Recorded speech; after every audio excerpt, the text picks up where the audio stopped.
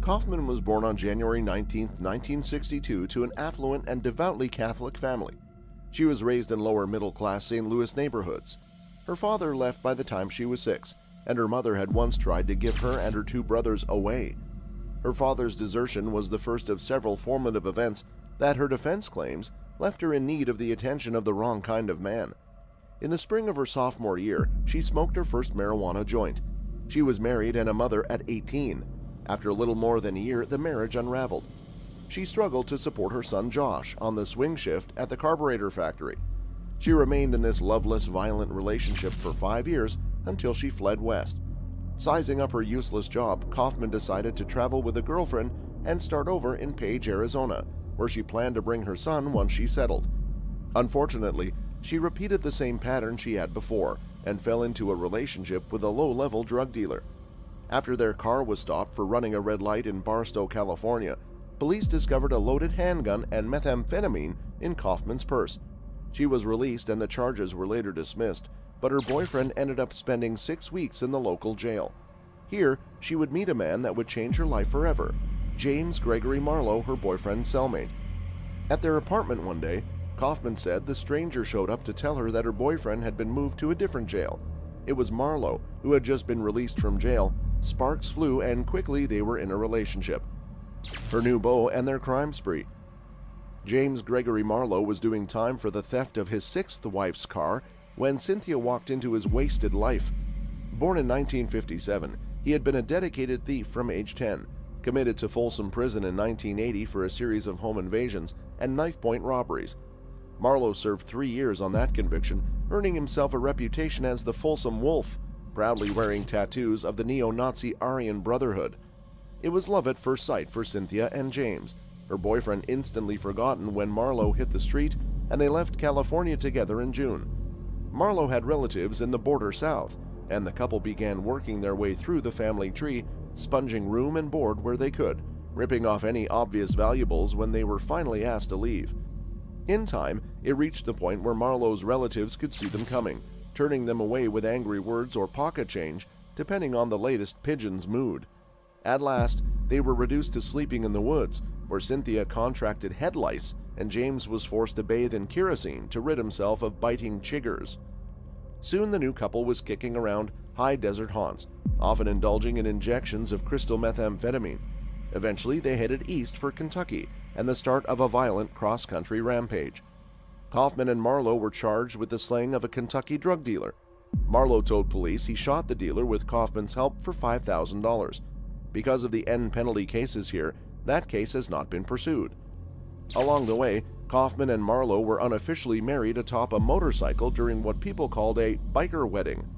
During numerous angry fits, Marlowe allegedly beat and bit Kaufman and hacked off her hair, which was crew-cut length at the time of her arrest. He always apologized and showered his girlfriend with affection. They eventually drifted back to California and hunt for easy prey. On the evening of October 11, 1986, 32-year-old Sandra Neary left her home in Costa Mesa, California, to obtain some cash from the automatic teller machine at her bank. She never returned, though her car was found by police in a local parking lot. 2 weeks later, on October 24, her strangled, decomposing corpse was found by hikers near Corona in Riverside County. Pamela Simmons, age 35, was reported missing in Bullhead City, Arizona on October 28. Her car was found abandoned near police headquarters, detectives theorizing that she had been snatched while drawing money from a curbside ATM. On November 7, 1986, Kaufman and Marlowe approached Karina Novus at the Redlands Mall in San Bernardino County and asked for a ride. At gunpoint, Novus was taken to the home of a friend of Marlowe, handcuffed and gagged, then physically exploited. Kaufman and Marlowe were convicted of strangling Novus, who was found buried face down in a Fontana field. 3 days later, authorities allege, the pair rode in Novus's Honda to the Orange County coast, where they lived off her bank and credit cards and prowled beach towns for their next victim. On November 12, they found her, and the resemblance to Novus was striking. Linnell Murray, a Golden West College student with pretty brown hair and long red fingernails, was working part-time at a Huntington Beach dry cleaners, about to close up when Kaufman approached her alone. The pair robbed the business of cash and clothes, then forced Murray into the Honda and drove to the Huntington Beach Inn.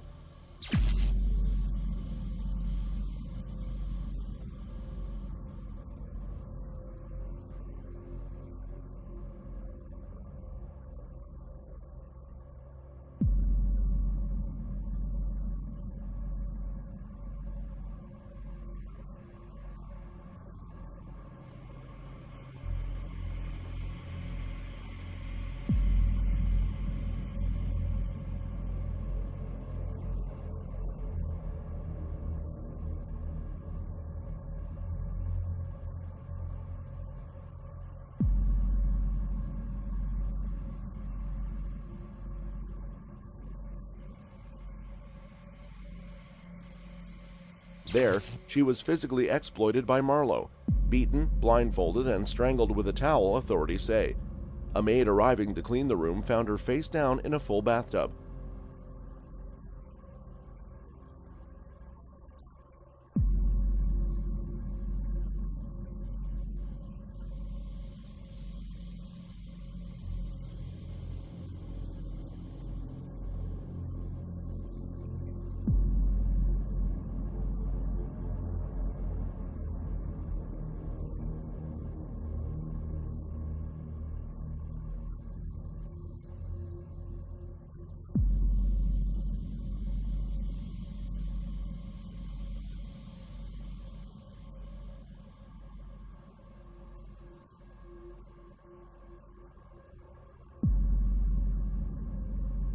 On November 14, after wiping the car clean of fingerprints and abandoning it in the Running Springs community in the San Bernardino Mountains, Kaufman and Marlowe were captured in Big Bear during a police dragnet.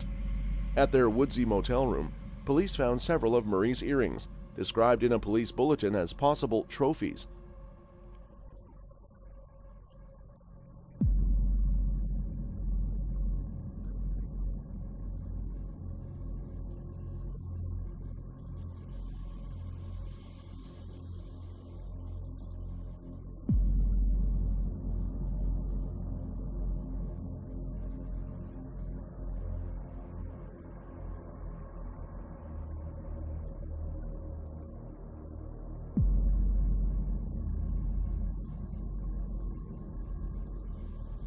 Trial and sentencing. Marlowe and Kaufman were formally charged with the last slaying on November 17 and held over for trial without bond. If any further proof of guilt were needed, homicide investigators told the press that fingerprints from both defendants had been found inside Karina's car.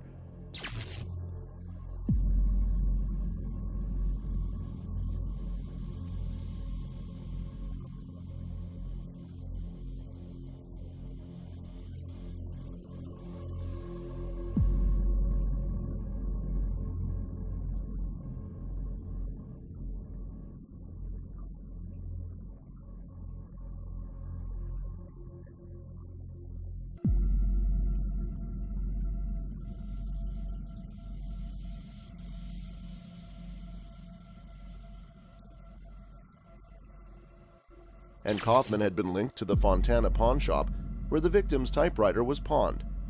Another 32 months would pass before the crazy couple went to trial, and in the meantime, they experienced a falling out, each blaming the other for their plight. Had she not been sent to Orange County to face the second slaying charge, Kaufman would have been the first woman on the row since Californians reinstated capital punishment 15 years ago. Maureen McDermott, a Los Angeles nurse convicted of ordering the slaying of her roommate, awaits appeals there alone. In order to win the fatal penalty he was seeking against Kaufman, Orange County Deputy District Attorney Robert C. Gannon Jr. needed to prove she was guilty of slaying with a special circumstance. In this case, slaying in the course of a burglary, physical exploitation, kidnapping, or robbery.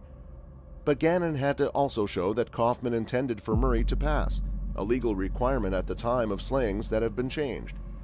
It was established to prevent the fatal end of those who aid and abet a slaying. Gannon declined requests to be interviewed, but Haidt, the prosecutor for the first trial, said jurors believed that Kaufman wanted Novus gone. Haidt is quoted as saying, "She's a very bright woman, she is very manipulative and very clever, and she reeked of sexuality."